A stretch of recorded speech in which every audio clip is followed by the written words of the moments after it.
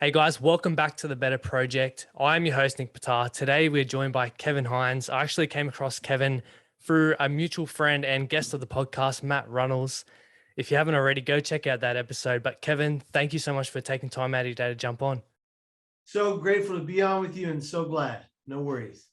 I like to start my podcast with gratefuls. What are three things you're grateful for today?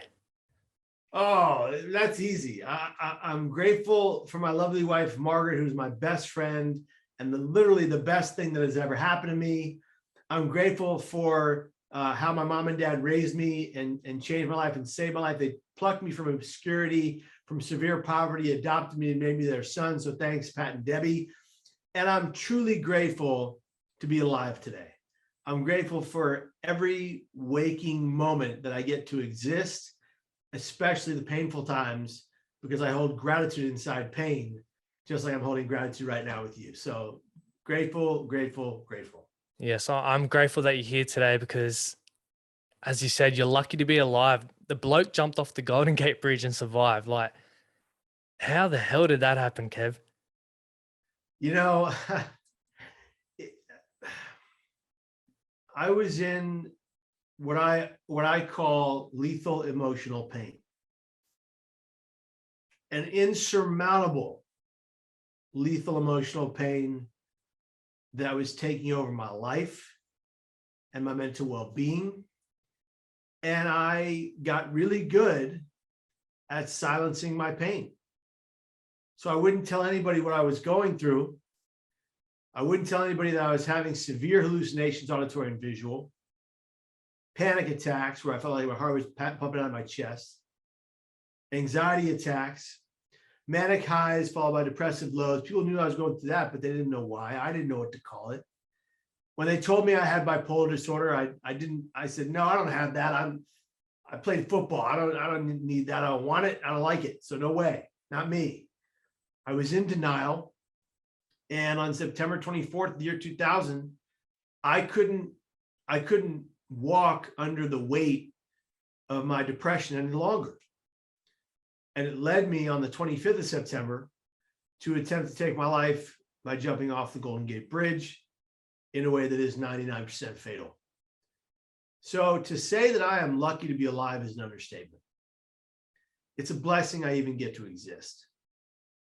And I saw in your notes that you've interviewed folks like Matt Runnels, Joe Williams, Sam Webb, and the like. And I just want to say I love those guys and big shout out to those fellows because they're doing great work and they're changing lives as well. No, I appreciate you, sharing that. And let's backtrack a bit and give the listeners a bit of context because what led up to this, in my belief, is a lot of childhood traumas from your upbringing and that. So you want to kind of touch on your upbringing? Absolutely. Born in severe poverty, born to biological parents who, after they had me, succumbed to drugs and alcohol and mental illness. Both of them, both my biological mom and dad, were diagnosed with manic depression, what we today call bipolar disorder, the very same brain disease I have today. They would leave us unattended, me and my brother, to go do score and sell drugs in a seedy motel room with a concrete slab floor. If we had fallen, we could have died. Dangerous drug paraphernalia on the bed, had we touched, could kill us. That's where my life began, truly humble beginnings. And my brother and I entered foster care after being taken away by the police forcefully, put in protective custody, placed in the foster care system with one simple idea, that he and I would be adopted together. But of course, that's not what happened. We both eventually in one of the homes got a vicious strain of bronchitis and he died. And so I developed a severe detachment disorder from reality immediately, and abandonment issues that follow me until today. And the kicker is that our birth parents were feeding us what they could steal.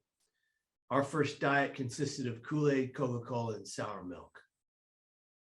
That's where my life began.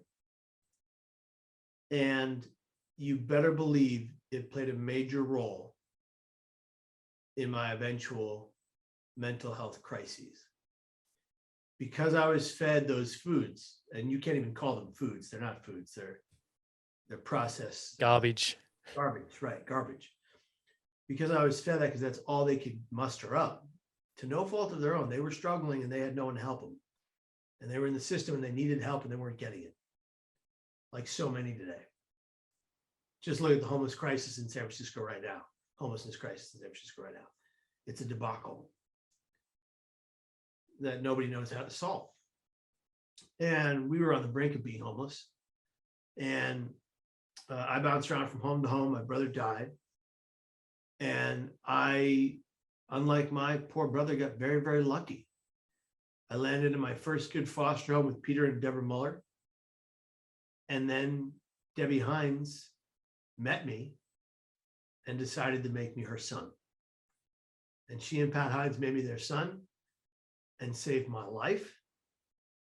And I always say I have two moms and two dads. You know, I have my birth mom and birth dad and my adopted parents, but they're both just my mom and dad's. Yeah. Sadly, though, tragically, my birth parents both died tragically in various circumstances, and I'll never get to meet them as an adult. I don't remember them. I have pictures, and that breaks my heart, because all I ever wanted growing up as a kid was to find my birth parents, give them a hug, and tell them I love them. And if they never accepted me as their son or their relative, I really would have been fine. I just wanted that chance, that opportunity to say thank you for making me. You know, the silver lining is that a few years back, I found out that I had a birth sister and a birth brother, half brother, half sister, that I didn't know I had. My birth mom had a family before me and my birth dad and my birth brother. And she up and left that family, you know, abruptly and without much goodbye. And she made her way to San Francisco and she met my father, Martino. And they had, as I said, two boys, me, then named Giovanni, my birth name, and Jordash. Jordash passed away. But all that is to say that I found out I had recently in life, a few years ago, found out that I had a birth brother and a birth sister. And because of all of this connection, I've met a great deal of my cousins and family, and it's been an amazing journey. And they have accepted me as one of their own immediately. Upon meeting face to face, they accepted me. And that's a beautiful thing, because my birth father's family didn't accept me. They told me to kick rocks and get lost. But I met my birth mother's family. And when I met my sister, I'll tell you the story. I had gotten her phone number and left a message on her phone. And this was the message. I said, "Hi, this is Kevin Hines. My name used to be Giovanni Gabriel Prasad Perales. I think I'm your brother. Please call me." Who's going to call that guy? Are you going to call that guy? No one's going to call that guy. She doesn't call me for 2 years. She sees me on 2020 with John Stossel, and she decides to go back and find that number, and that it must be a sign. She believes in signs, and she calls me. I'm in my kitchen, in my dad's kitchen, making a hefty, hearty dinner of Spam, which was my go-to at the time. It's just terrible. But I was a culinary expert with Spam, let me tell you. And she calls me, and I pick up the phone in the kitchen as I'm cooking, and she says, "Hi, is this Giovanni?" And nobody calls me Giovanni. They call me Kevin. It's my birth name. And I go, is this Shika? Like Shika, my sister? And she goes, "How many Shikas do you know?" You know? And I was like, "Oh my God, I have to meet you right now." And she's like, "Hold on, I don't know you. Slow down, slow your roll." You know, I was like, "Look, I've been looking for you my whole life. Meet me today. And if you don't like me, you never have to see me again. But please meet me. I need to meet you." And it must have been very emotional for her too. And I get to Starbucks half an hour early on 14th and Ulloa in San Francisco, in West Portal Avenue. And I'm just pacing back and forth, back and forth. Like, what do I say? How do I say it? How do I introduce myself? What is this going to feel like? And these police officers are staring at me, and they stop me like, "Hey, buddy, are you okay?" And I was like, "No, I'm fine. I'm going to meet my birth sister. It's going to be amazing. I can't wait. She's amazing. She's fantastic. She called me today. I'm telling." They're like, "Brother, we don't want to know your whole life story. We just want to know like if you're safe to be around." I was like, "No, I'm good, man. I'm just really excited." And they're like, "Okay, we'll leave you alone. Just calm it down a little bit." And around the corner walks the uncanny resemblance of our mom, Marcia. Oh, hit me like a ton of bricks. Hit me like a wave. And she opens her arms. Now, remember what I wanted from my birth mom, okay? She opens her arms, envelops me in them, leans in, and says, "I love you." And that's all I wanted, and if she never wanted to see me again after that day, I'd be fine. I got what I wanted. But we go into Starbucks, we have a conversation, and I kind of freak her out a little bit because I was kind of manic in a manic episode. And I calm down, and we are thick as thieves today. I just talked to her today. She's amazing. She's a gift from the heavens above, my sister. My brother's phenomenal. He's getting married pretty soon. Like, the whole family is fantastic. We hail from Jamaica. We're Jamaican, Arawak Indian, Black, African, Portuguese, Scottish, Irish, English, and Sephardic Jew, if you can imagine. Everything. Everything but Russian. My birth father was Mexican and Italian, so I've got a little bit of everything. And what a gift to meet them, to get to know them, to love them. They're a beautiful family. They're my second family, but my first family. It's kind of weird. It's great. Yeah, truly humble beginnings, Kevin. I couldn't imagine what it would be like to lose a sibling or to have that kind of upbringing. Because like now, I just recently became a father myself. So looking at that child, I'm like, how could a child go through that? Like what you've gone through? It's like you can understand why they can have a mental effect on children growing up. Because from like 0 to 7 is the most like important part of their life where they pick up emotions and traumas and stuff like that. So it's crazy to think how you can go through that, but then come out the other side to become who you are today. Yeah. Pardon me. I believe that pain is universal. It's coming for all of us if it hasn't already. But suffering is optional. It's a choice. People judge me when I say that, but hear me out. Every clinician I ever had told me I was suffering from bipolar, suffering from depression, suffering from mental illness, suffering from an eating disorder when I was, and I'm not ashamed to say that as a man. Suffering, suffering, suffering, suffering. What did I do? I adopted that narrative and I became a sufferer. But that only made me the victim of my own story. It wasn't until I realized that I could live with the pain, fight the pain, battle the pain, and thrive despite of the pain, that I became the hero of my own story and recognized that I may have been born in pain in crack motels, but I've never suffered a day in my life. I've been given the gift of a second chance at it. I'm not going to squander that. No, I definitely agree. Because even if you are, struggling with mental health, anxiety, whatever the case may be, you choose to suffer. Like whether you stay in bed all day or do nothing, be a slob, eat crappy food, like you're choosing to do that. You're choosing to suffer. Whereas all you have to do is change your perspective, get out of bed, eat healthy food, go exercise, whatever the case may be for you to try and change that. And yes, you may be struggling still, but you're trying to improve where you are at the moment in life. Yeah, I mean, I'm struggling every day. I have all the symptoms I've ever had. I choose not to suffer with them. I choose to thrive.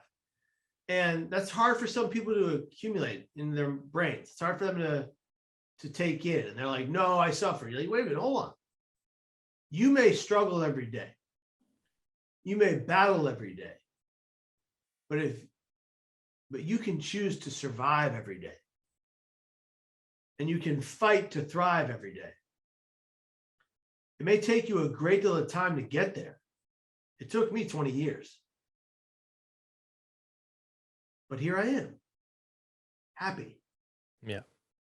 hopeful, filled with gratitude, filled with resilience in the face of pain. All of that is a choice. I choose to be happy every day, even though I struggle. I choose to go downstairs to my gym and work out every day. I choose to eat mostly non-inflammatory foods on a regular basis because that feeds my brain. All those things feed my brain. I choose to go to therapy.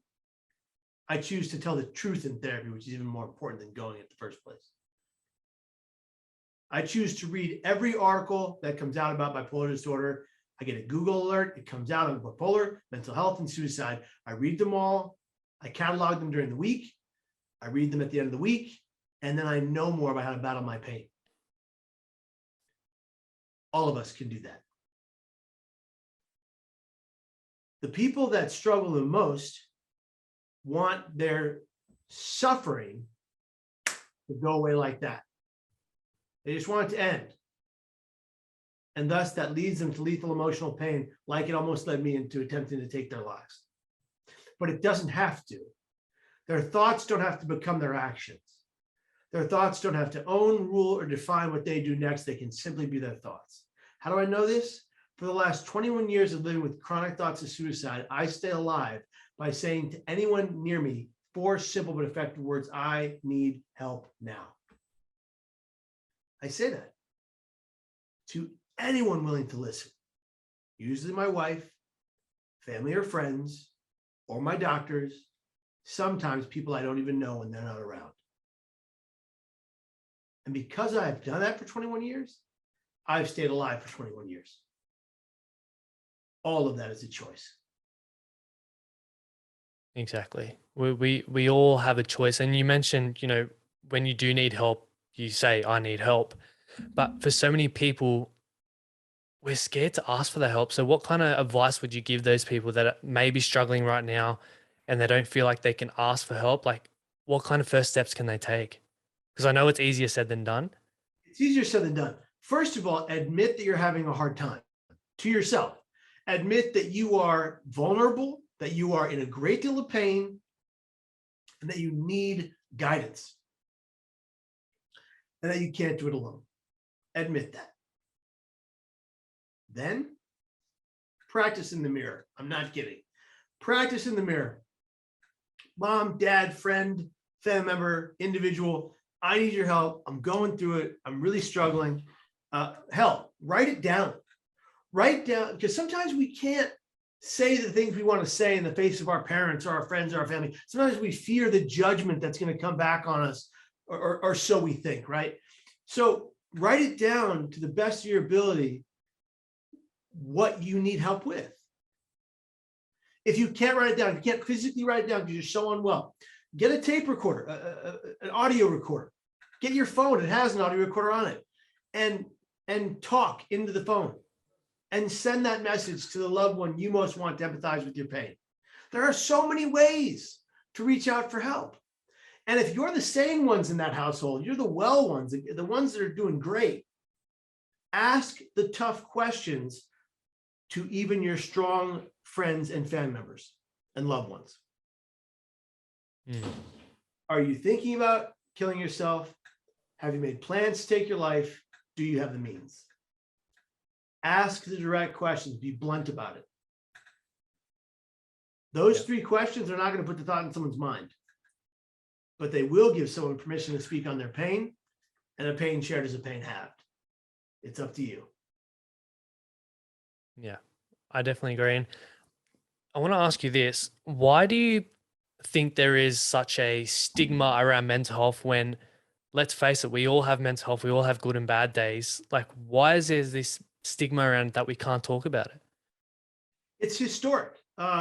When people used to take their lives in, I think it was the 1800s, they would take the body of the individual that took their lives, let's say it was a husband and a father, they would take his body, they'd put it in a casket, they'd put it in the fork in the road, and they'd stick a spike through his heart for all the town to see. Because what he did was a sin. Then they would go and they would take all the possessions, the worldly possessions, and the income of that household, leaving the rest of the family homeless. And we wonder why we have a homelessness problem. That's what they would do. Our history is paved in pain and blood. And what those actions did, and the things that, I'm a Catholic, but the Catholic Church saying that suicide was a sin. Many other churches doing the same thing. Suicide's a sin. All of this made people recluse and silence their pain. Can you imagine if back in the 1800s, when someone died by suicide, they'd be like, how can we help you, wife and children of that man who died? What can we offer you today that's going to benefit you and keep you alive and well for the rest of your life, as opposed to throwing you into the streets?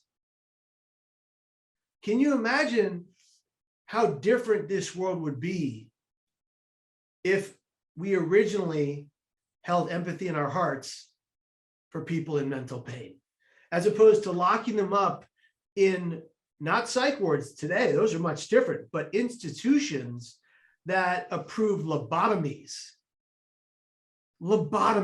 just taking out a piece of your brain so you would be docile and catatonic. Complete and total torture chambers existed in those institutions. And we wonder why mental health is so stigmatized. It's because of our history, just like anything, you know? And here's the good news. We've come a long way, but we've got a long way to go. Yeah. When I see athletes of stature or celebrities come out about their mental health and tell their truth, and then immediately followed upon that are media powerhouses saying, you know, they're full of it, they're lying, they're just saying that to get attention, they're just saying that to back out of their requirements, you know, come on. I don't care who you are or how powerful you are.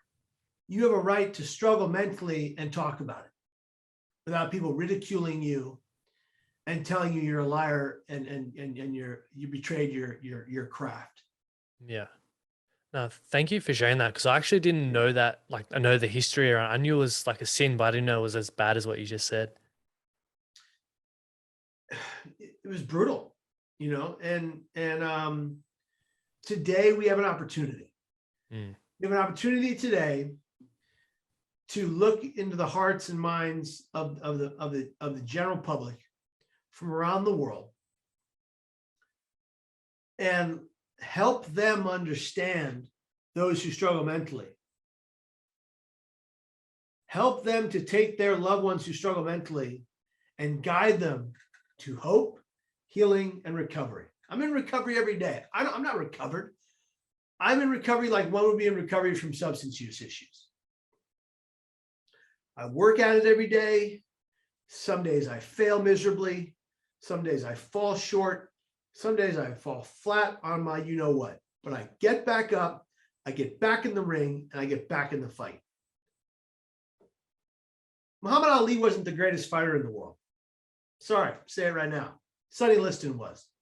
But Sonny Liston took a dive. Muhammad Ali always got back up. He always got back up. Yeah, that's what it's about, eh? Just turning up every single day and trying to get that 1% better. Yeah, absolutely. As a society, now mental health awareness is amazing, but we need to be taking action. So as a society, what would you suggest people do in regards to actions? Yes. So we can all act on, in society as a whole needs to, and people in society from all over the world need to start being more open-minded. Be more open-minded to the idea that you can actually do something about suicidal ideation, that you can actually be a part of saving a person's life, and be open to the idea that people who have never struggled with mental crises before could struggle today. Don't invalidate their pain. And people in society who work in psych wards and psych units, don't look at that patient as a patient or a consumer or a number on a page. Look at them as a citizen of hope trying to find that light at the end of the tunnel so they can survive their struggle. Look at them as a human being that needs your help. And if you are on a bus, like I was on a bus ready to take my life, crying my eyes out, heading to the Golden Gate Bridge, standing on the Golden Gate Bridge for 40 minutes crying like a baby. Bikers, joggers, tourists, runners, they all went by me. Police officers searching for suicidal people went by me twice.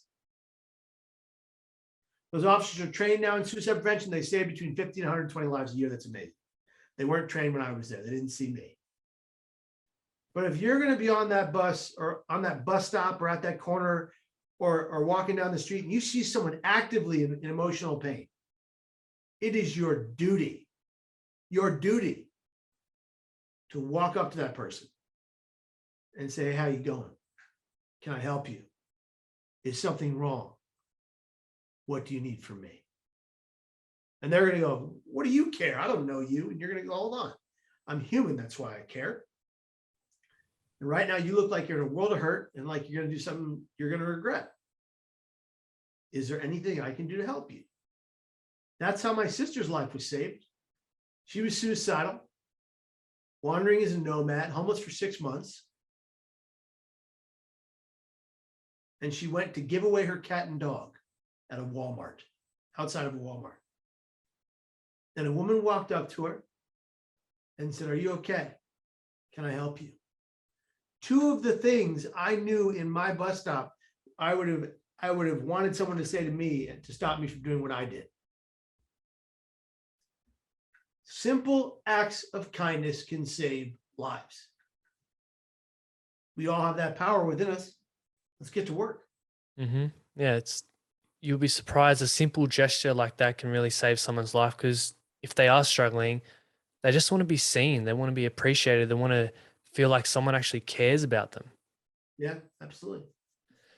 I want to quickly touch on the jump off the bridge, because how the hell did you survive? And first of all, when you did jump, was there like an instant regret, or run me through all that? Absolutely. So I had instantaneous regret for my actions. And what I call this 100% recognition, I just made the greatest mistake of my life. It was too late. A sea lion came to my aid in the water and saved me from drowning. A sea lion. No human being saved me that day. A creature did, a mammal. And then the officers in the Coast Guard saved me from the water. So they did too. And then the Coast Guard to the ambulance to the hospital. They all played a part in saving my life. In the hospital, 10.5-hour back surgery replaced my shattered vertebrae with titanium. I shattered 3 vertebrae into shards. I missed severing my spinal cord that day by 2 millimeters. And this is a huge reason why I wholeheartedly appreciate every waking moment of my life. I wake up and I thank God. I thank God in the afternoon. I go to bed and I thank God. That's my prerogative. I don't push that on anybody. I believe in God. I always have. If you don't, that's your prerogative. Believe in yourself. Believe in the human condition. Have faith in yourself and your ability to survive pain. Pain is what we make it. In cultures all around the world, they look at pain differently. In America, you take opioids for pain. because that's what's prescribed. And then you get addicted to them, right? In countries where they process and produce opium, they don't use it. They trade it and they sell it, but they don't use it. They use meditation to meditate away the pain. Why aren't we learning these things from folks that know exactly what they're doing and how to do it? Can't make money off it, mate. We need to consider all the cultures around the world that have mastered their pain, that aren't dying by suicide, and that are meditating their pain and struggles away successfully. You know, there's something to be said about that. It's fascinating. I am so lucky that I get to walk this green earth with my wife, with my friends. Now I'm lucky I get to meet you. You know, this right now, as I live in the present, this is my gift today, talking to you. That's how I look at life. It's truly amazing. And to put it in perspective for the listeners, like I did a bit of research. I hope my numbers are correct, but the Golden Gate Bridge, it's a 67-meter drop to the water, whereas the Sydney Harbour Bridge is 50 meters. So really close comparison there. So for my Australian listeners, it's just like jumping off the Sydney Harbour Bridge. And for you to survive and for a sea lion to save you, like, that is crazy. Yeah. I thought it was a shark. I thought it was going to eat me. I was freaking out. You know, and for an American who doesn't know that, it's a 250-foot drop, 25 stories, 75 to 80 miles per hour. You're near terminal velocity. Wow. It's terrifying. It was the single worst action I ever took. I still regret it today. I wish my back didn't hurt every day. I wish I, wasn't so physically limited anymore, but I am. And I did that. I have to take responsibility for my actions. But to wrap this up, I'm just, when I see things like my godchildren be born into this world, I was right there. Right there. I would have missed that if I died that day. Marry the love of my life and my best friend, Margaret Hines. Would have missed that. Have my dad be the best man at my wedding. There was no other choice. All my friends were pissed off. I would have missed that. Had a dog named Max for 10 years until he died of kidney failure. Greatest Shar Pei in the history of mankind. His name was Max, and I realized 85% of all male dogs and cats are named Max, so he's a walking cliche. But it doesn't matter. He became an emotional support animal. I took him on trips to speak with me. People loved him. He was amazing. And he made me comfortable, made me happy. And every time I was depressed, only when I was depressed, he put his muzzle, his face on my left knee, and he would just stare into my eyes. And dogs don't like staring into human's eyes. It's a sign of a threat. But he would stare into my eyes, and he put his muzzle on my knee. And only did he do that when I was depressed. He knew. He knew. And I would sit there in that depression, and his energy would bring me out of it. An emotional support animal is a really key thing for people with PTSD and a mental pain. Yeah, that's why they're called man's best friend. They just know when stuff's wrong, don't they? They really do. They sense it, They sense it. And when he was about to pass away, he knew. When my wife and I had a miscarriage, he knew before we did. And the actions he took which in hindsight we recognize as him knowing the behavior that he changed into right before we learned of the miscarriage. When we had the miscarriage, we're like, wow, that's what Max was trying to tell us. Fascinating. But what I want your listeners and viewers to take away from this podcast is this: human beings can survive any pain that comes their way. Besides something that is fatal, obviously, for obvious reasons. Human beings can survive the pain that comes their way. We have it within us. Dig deep. Find your inner strength. Find your positive self-affirmations. Tell the truth about your pain to someone near you. Don't deny it. Don't let toxic positivity overwhelm you when people say, things could be worse. when people say things like, it's all in your head, or, why don't you just pull yourself up by your bootstraps? It's not that simple sometimes. I recognize that.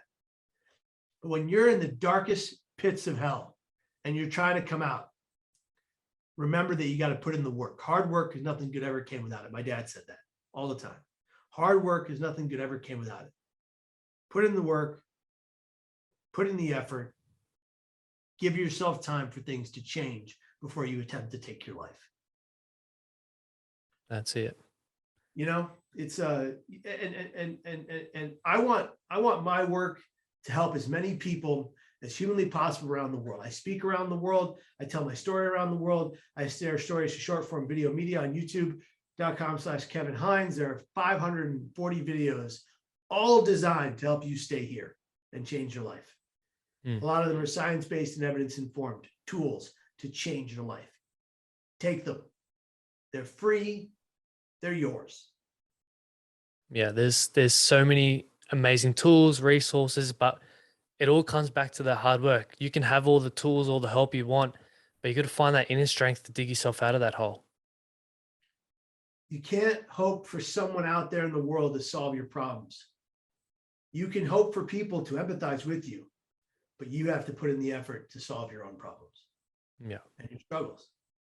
You can get aid, absolutely, no doubt about it, but you have to be putting in the work. And I'd love, if it's okay with you, I'd love to share people where they can find my podcast so they can see more content like this and hear more content like this. Yeah, for sure. Hindsight's podcast, wherever podcasts can be found. HINESIGHTS. It is filled with, so far we got, I think, 54 episodes. Every Thursday we do an Ask Kev, where people from all over the world ask me questions online. I answer them about the mental health. And then Friday is a mental health hack. And that's the mental health hack of the day. One thing you can do right now, implement it into your daily mental health plan, take it away and let it benefit your brain health. And then Saturday is a interview with a guest, a subject matter expert, or someone who's struggled and triumphed over incredible adversity, who wants to teach you the tools to better your brain health, and some of the best celebrities around. Awesome. Thank you so much for sharing that. And definitely everyone listening, go check that out. As we wrap up this podcast, I want to ask you one last question, Kev. When your time's all up and done in this earth, what are 2 words that you would want people to use to describe the person that you were and the life that you lived?